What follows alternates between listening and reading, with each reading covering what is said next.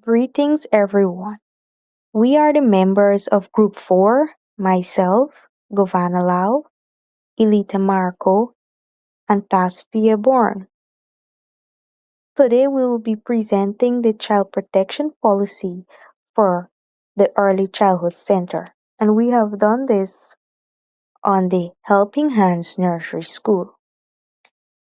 This policy is designed to ensure that all children are protected from abuse, neglect, exploitation, discrimination, and any form of harm while in our care. This presentation focuses on the organizational structure of the center and three important policies. Policy 1, Child Protection Policy. Policy 2, Health and Safety Policy. Policy 3, Behavior Management Policy. This policy guides the daily operations of the center and ensure a safe, supportive, and effective learning environment for children. Helping Hands Nursery School Organizational Structure. The organizational structure outlines the roles and responsibilities within the center. The director oversees all operations, ensure compliance with regulation, supervise staff, manages resources, and communicate with families. The lead teacher and assistant teachers are responsible for curriculum implementation, assessment, and maintaining a safe learning environment. The support staff contribute through nutrition, which is the cook, sanitization, the cleaner, safety, the security personnel, and administrative services that ensure the smooth operation of the center, which is the administrative officer. Policy 1, Child Protection Policy. Purpose. The purpose of this policy is to ensure the safety and protection of all children attending the Early Childhood Center, which we did the Helping Hands Nursery School. Since children are among the most vulnerable members of society, they depend on adults for protection. This policy provides clear guidance for recognizing, preventing, and responding to child protection concerns while helping staff understand their responsibility. I will now move to the policy statement. The Early Childhood Center is committed to creating a safe, supportive, and inclusive environment where every child feels valued and respected. The center has zero tolerance approach to abuse, neglect, bullying, or exploitation. Any concern about a child's safety are taken seriously and addressed promptly and professionally. Procedures. The key procedures in the child protection policy are staff must report suspected abuse or neglect, supervise children at all times, and follow visitor management procedures. Only authorized persons may collect children. Regular staff training, confidentiality, and compliance with legal and ethical requirements help ensure a safe and productive environment for all children. Reporting abuse or neglect. All staff members have a responsibility to report suspected cases of abuse, neglect, or exploitation. Any concern must be documented and reported to the director. The director will then follow the appropriate procedure and notify the relevant child protection authority when necessary. Child supervision. Children must always be supervised, whether they are playing, eating, learning, or participating in outdoor activities and field trips. Maintaining the correct staff to child ratio helps ensure adequate supervision and reduce the risk of accident and harm. Visitor management and child collection. To maintain security, all visitors must sign in and wear a visitor's badge while on the premises. Visitors should never be left alone with children. Children may only be released to authorized individuals listed on the approved pickup form, and identification may be requested if needed. Staff training and confidentiality. All staff members are required to participate in annual child protection training. This training helps strengthen their understanding of safeguarding practice, reporting procedures, and professional conduct. Information regarding child protection concerns must remain confidential and only be shared with authorized individuals involved in supporting the child. Legal and ethical consideration. Child protection is both a legal and ethical responsibility. The United Nations Convention on the Rights of a Child recognizes every child's right to protection from harm. Educators are legally required to report suspected abuse and ethically obligated to act in the best interests of children while respecting their privacy and dignity. Review and monitoring. This policy is reviewed annually by the director and staff to ensure it remains consistent with current child protection laws, safeguarding requirements, and professional standards. Any child protection concern, suspected abuse reports, or safeguarding incidents are reviewed to identify areas for improvement. Staff participation in child protection training is regularly monitored, and reporting procedures are checked to ensure they are being followed correctly. During policy reviews, recommendations from the child protection agencies and relevant authorities are considered. This ongoing process helps the center maintain a safe, secure, and protective environment for all children. Expected outcomes. The successful implementation of this policy will help promote children's safety and well being, reduce the risk of abuse and neglect, improve staff understanding of safeguarding responsibilities, strengthen family trust in the center, and create a secure and nurturing environment where children can thrive.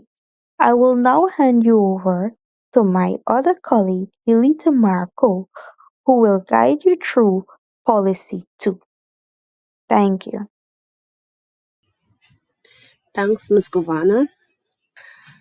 I will be focusing on Policy 2, Health and Safety.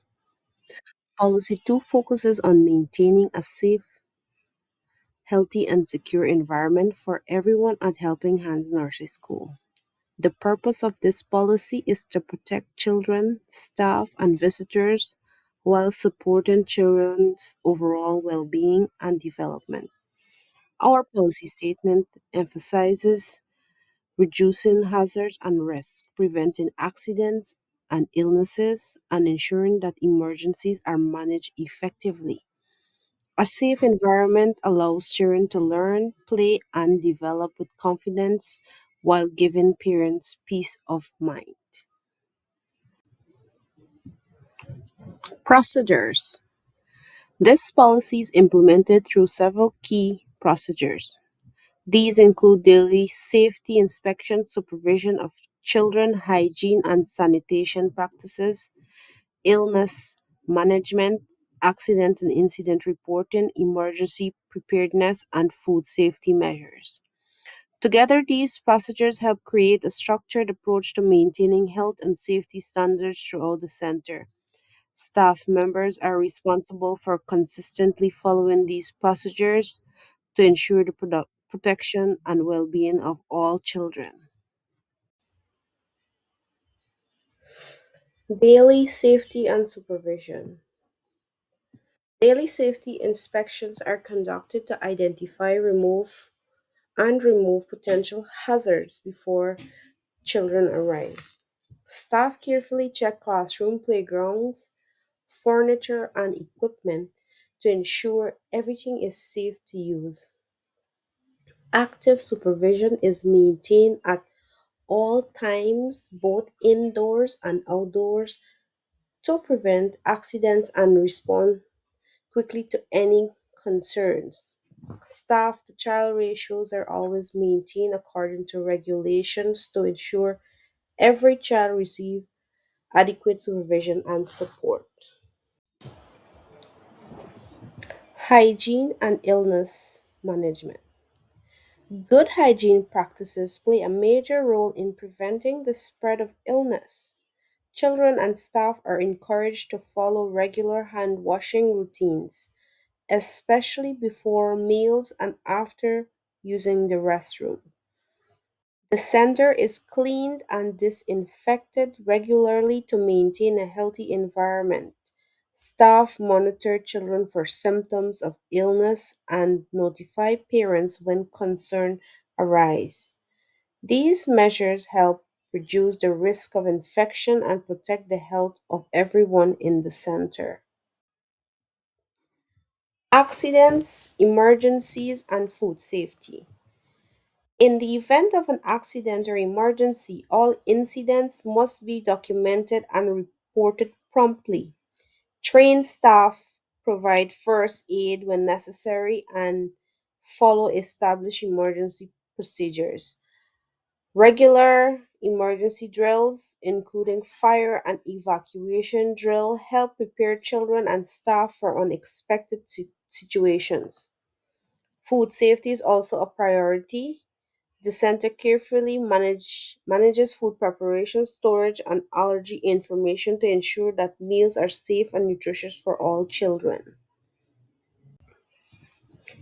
Legal and ethical considerations. This policy is guided by legal and ethical responsibilities to protect children from harm. The center follows health and safety regulations and standards that promote quality care. Staff members have a professional duty of care, meaning they must take reasonable steps to ensure children's safety and well being.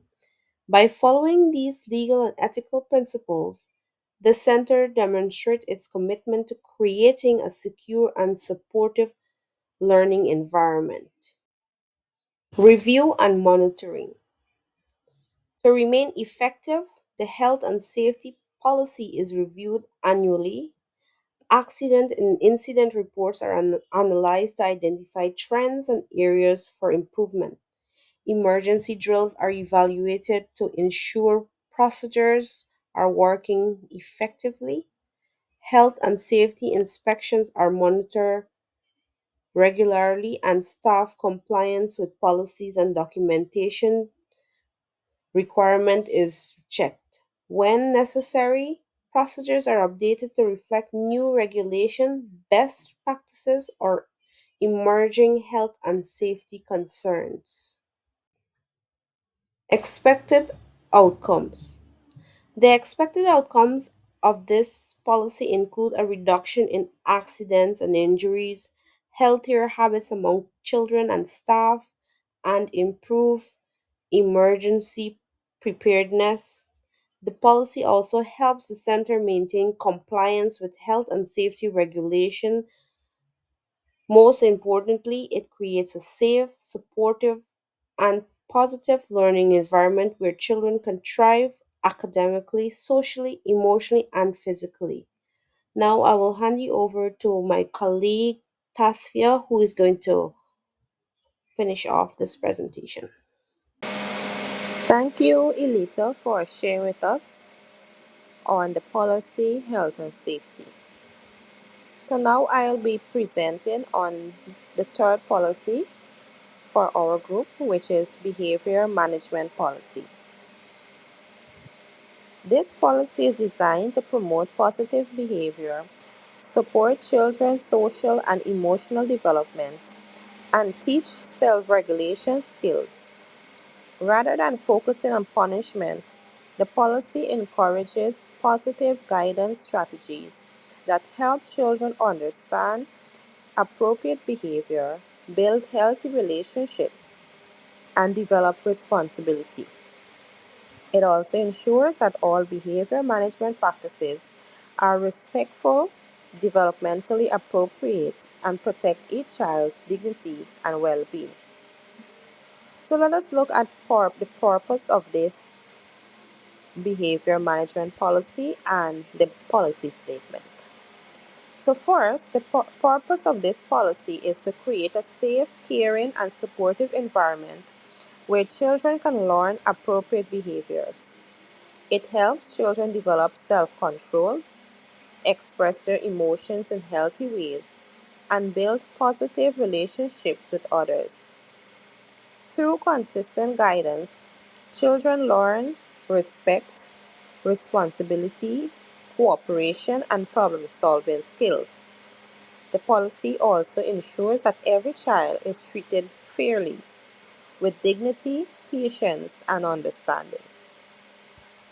The policy statement. Behavior management policy states that every child deserves to learn in environments where they feel safe, valued, respected, and emotionally secure. Educators use positive guidance techniques to encourage appropriate behavior and support children's emotional growth. Staff focus on teaching children rather than punishing them.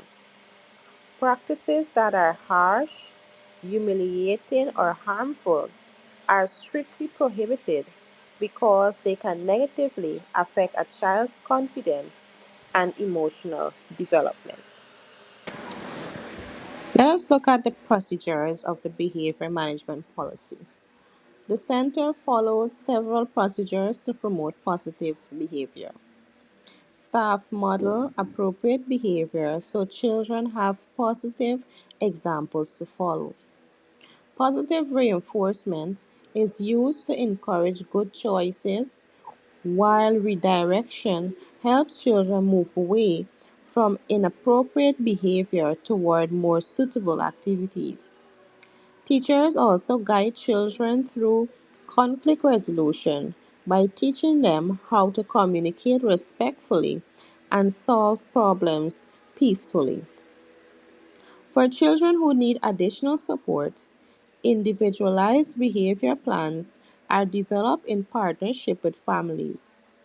Important incidents are documented and shared with children, or rather parents, to ensure consistency between home and school. So let's look at positive role modeling and positive reinforcement. Young children learn by watching the adults around them. For this reason, teachers demonstrate respectful communication, kindness, cooperation, patience, and empathy in their daily interactions. Positive reinforcement is another important strategy. When children receive praise, encouragement, or recognition for positive behavior, They are more likely to repeat those behaviors. This helps build their confidence, motivation, and self esteem. Redirection and conflict resolution. When a child displays inappropriate behavior, teachers use redirection instead of punishment. This means calmly guiding the child toward a more appropriate activity or behavior. For example, if a child throws blocks, the teacher may redirect the child to build with the blocks safely or choose another activity. Redirection helps children learn acceptable behavior without feeling embarrassed or ashamed. Teachers also help children develop conflict resolution skills.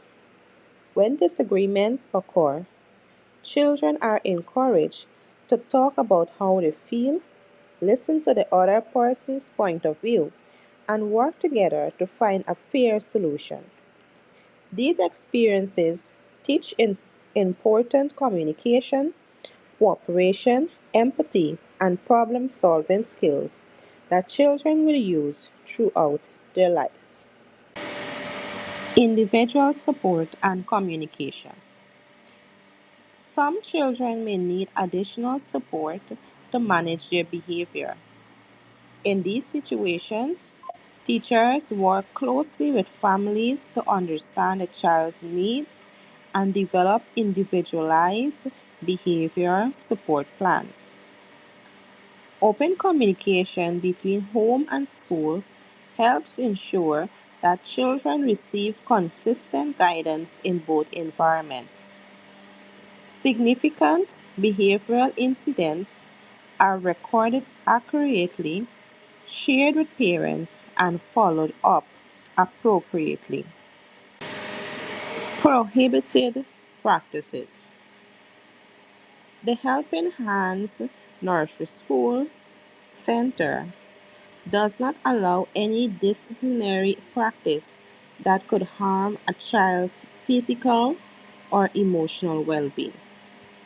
This includes physical punishment, shouting, verbal abuse, humiliation, ridicule, extended isolation, or withholding food, rest, or other basic needs.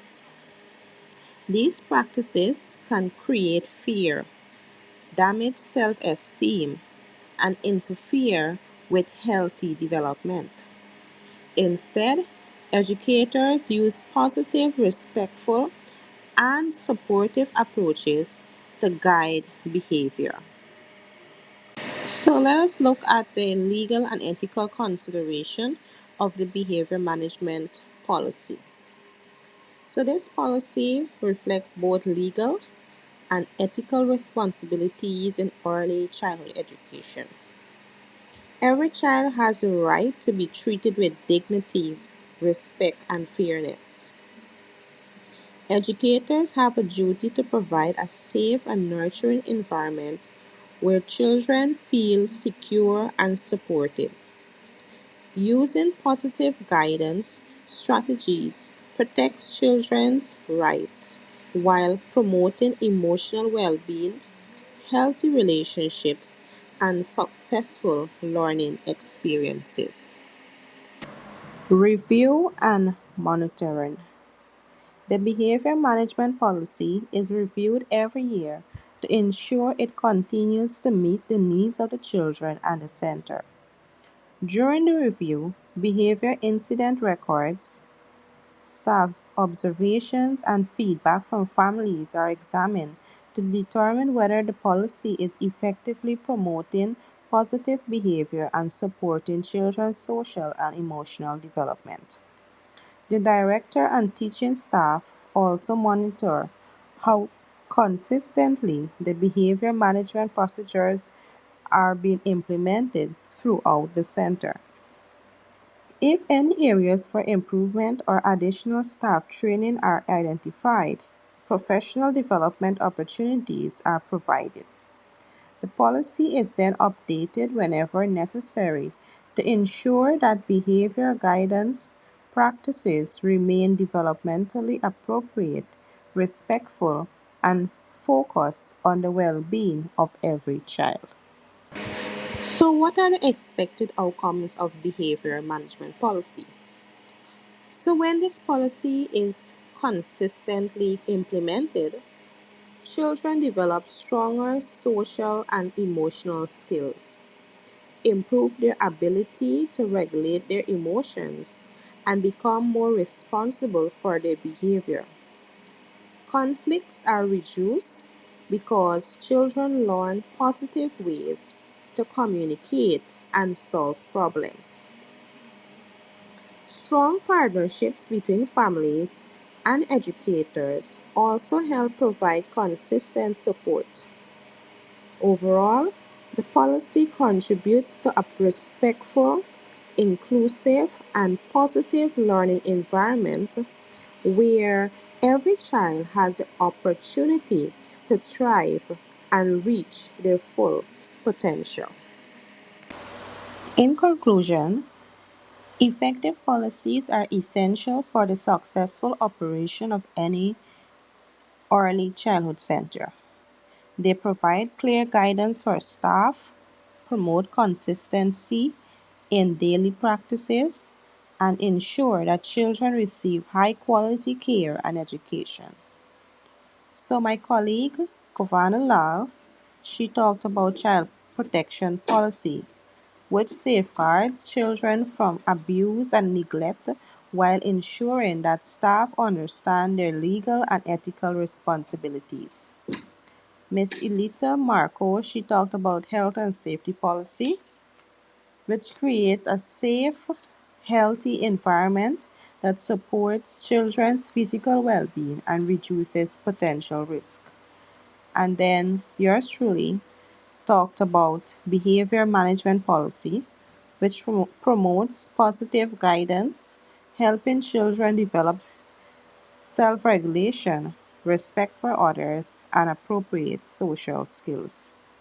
Together, these policies create a nurturing, inclusive, and supportive learning environment where children can grow and thrive. Their successful implementation depends on regular staff training, ongoing policy reviews, and strong collaboration between administrators, teachers, support staff, and families. Ultimately, a well developed organizational structure supported by effective policies demonstrate an early childhood center's commitment to protecting children's rights, ensuring their safety, and providing quality early childhood education. Thank you for your attention. I would be happy, or my colleagues and I will be happy to answer any questions. Thank you.